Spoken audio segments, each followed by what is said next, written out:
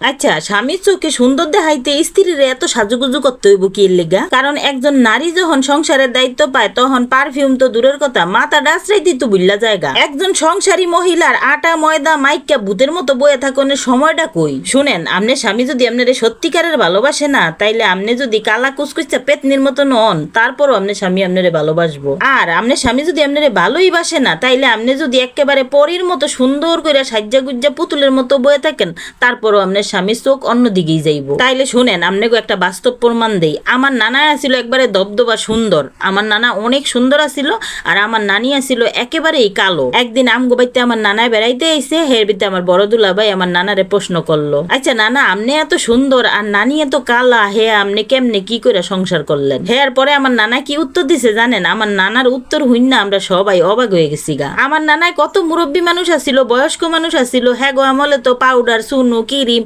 এত কিছু কোনো কিছু লাগানোরই সময় আসিল না। আমার নানি সারা জীবন গৃহস্থী কাম করতে করতে দম বাইরে যেত গা। আমার নানায় কয় কি জানেন? আমার নানায় কয়, নাতিন জামাই, তুমি তোমার চৌকে কালা দেখলেও আমি আমার চৌকে কালা দেখি না। হে হইছে আমার 11টা সন্তানের মা, তারে আমি জীবন বইরা ভালোবাসে গেছি আর ভালোবাসেই যাইমু। তোমার চোখ দিয়ে যখন দেহ তুমি কালো দেহ, আর আমার চোখ দিয়ে আমি যখন দেখি হ্যারে পরীর চাইতেও সুন্দর দেখি। এই কথা শুননা আমার দুলাভাই একবারে চুপ হয়ে গেছিল গা। সত্যি কথা এইটাই, ভালোবাসার মানুষটা যেমনই হোক, গায়ের রং দিয়ে কেউ বিচার করন যায় না, আসলে হইলো মনের মিল।